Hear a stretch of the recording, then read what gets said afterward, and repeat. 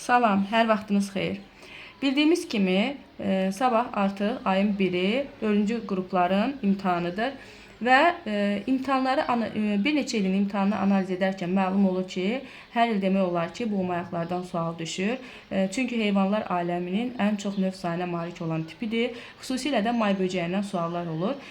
Və abituriyentlərin videoların altında yazdığı şərhlərə əsasən daha çox kitabda olan şəkillərin analizi üzərindən videolar çəkirəm və bu gün də bu video məhz sizlərin sabah qarşına çıxa biləcəyi sual tiplərinə görə çəkilir. Deməli, burada fikir versəniz, kitabımızda 7-ci sinif biologiya kitabında səhifə 92-də may böcəyinin deməli ağız aparatının quruluşu verilib.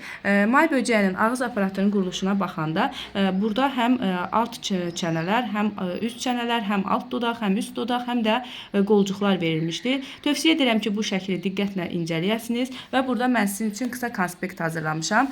Deməli, may böcəyinin ağız aparatı gəmirici ağız aparatıdır bildiyimiz kimi və may böcəyinin bir ədəd üst dodağı, bir ədəd alt dodağı var. Deməli, may böcəyində 2 dodaq var, bir üst, bir alt. Yəni şəkildə bu belə verilib. Təbii ki, materialda yazılmayıb, amma şəkilə diqqətlə baxanda hər şey görsənir. Çənələr isə may böcəyində üst və alt çənə olmaqla və hər birindən 2 ədəddir. Deməli, may böcəyinin cəmi 4 ədəd çənəsi var. May böcəyinin cəmi 4 ədəd çənəsi var. İkisi üst çənə, ikisi alt çənə. Cəmi 2 ədəd dodağı var. Bir üst, bir alt. Qolcuqlara baxsaq, qolcuqlar sayı 4 ədəddir. İkisi uzun, ikisi qısa qolcuqlardır. Uzun qolcuqlar alt çənələrə birləşib. Biz də bildiyimiz kimi 2 alt çənə var. Hər alt çənəyə 1 ədəd olmaqla 2 uzun qolcuq birləşir. Qısa qolcuqlar isə 2 ədəddir və alt dodağa birləşir. İndi bunu şəklin üzərində sizə göstərim.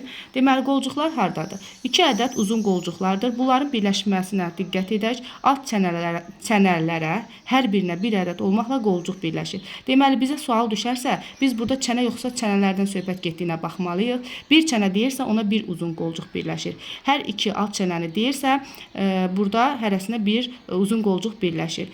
Qısa qolcuqlar isə burada verilmişdir. Qısa qolcuqlar isə bir alt dodağa birləşir. İkinci diqqət yetirməli məqam nədir? Bildiyimiz kimi biologiya 20 sınaq toplusunda yeni çıxan bu OTK-nın sınaq toplusunda may böcəyinin ürəyi ilə bağlı, ürəkdəki kameralarla bağlı sual var idi.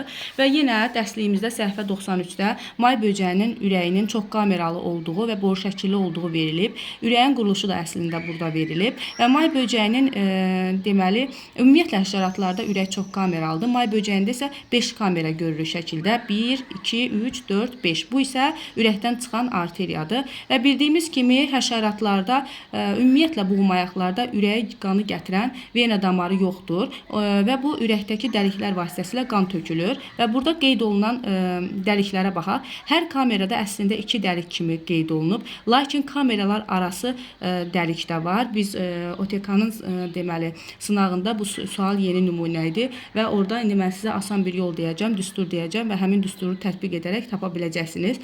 Eyni zamanda burada 2 ədəd qapaqcıqlar var. Qapaqcıqlarla bağlı sual olmamışdı. Hesab edirəm ki, 5 kameranın hər birində 2 ədəd qapaqcıq var və 5 vur 2, 10 qapaqcıq olur. Bəs dəliklərin sayını necə hesablayaq? Dəliklərin sayını ümumiyyətlə tək may böcəyində yox, verilən həşəratlarda 3n+1 düsturundan hesablaya bilərsiniz. Burada isə mən may böcəyi üzərində misal göstərmişəm. Çünki may böcəyinin ürəyi 5 kameralıdır. N kamera sayıdır. 3 vur 5 üstə gələk 1. Məsələn, sizdə sual yarana bilər, bəs necə oldu bu kameralar? Daha doğrusu dəliklər. Kamera dedim deyəsən. Daha doğrusu dəliklər. 3n+1 düsturu ilə hesablanır.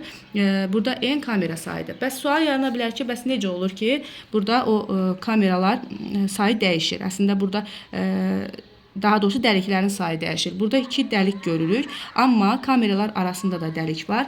Ona görə də 3n+1 düsturunu tətbiq etməklə onu tapa bilərsiniz. Tutaq ki, burada bunu 5-ci kamera, bunu 4-cü kamera təsəvvür etsək, bu 4-cü kamerada 2 dəlik var.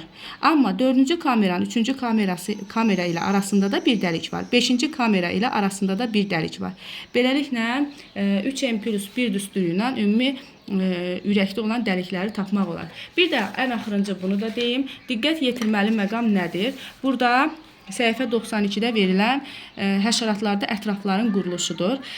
Bilirik ki, həşəratların hamısında 6 ətraf var. Ən azından bizim keçdiklərimiz bütün həşəratlarda 6 ətraf var. Yeriməyə xidmət edən təbii ki. Və hər bir ətraf 5 hissədən ibarətdir. Çanaq, burma, bud, baldır və pəncə. Və beləliklə may böcəyində bir dəfə qəbula da düşüb 6 çanaq var. Çünki hər ətrafda bir çanaq var. 6 burma, 6 bud, 6 baldır, 6 pəncə var. Burada diqqət etməli olduğunuz məqam nədir? Fikir verirsinizsə, qazıcı həşəratlarda, qazıcı ayaq tipi olan həşəratlarda bu 5 hissədən çanaq daha yaxşı inkişaf edib. Yəni, şəkil verərkən siz onun hansı şəraitdə yaşadığını müəyyən edə bilin deyə deyirəm. Qazıcıda narıncı hissə daha yaxşı inkişaf edib, yəni çanaq. Tullandırıcı həşəratlarda bud hissə daha yaxşı inkişaf edib. Üzücü həşəratlarda mavi hissəyə baxın, pəncə hissə daha yaxşı inkişaf edib. Pəncə hissəni görürsünüz burada. Deməli, yürücü həşəratlarda isə baldır hissə daha yaxşı inkişaf edib. Yəni, ümumi bir baxış keçiləndə çanaq daha yaxşıdır qazıcılarda. Bud daha yaxşıdır tullandırıcılarda. Sonra baldır daha yaxşı inkişaf edib. Məsələn, qazıcılarda da baldır yaxşı inkişaf edib. Amma yürücülərdə də baldırın inkişafını biz burada görə bilirik. Yəni, bu şəkli diqqətdə saxlamanızı tövsiyə edirəm. Diqqətiniz üçün təşəkkür.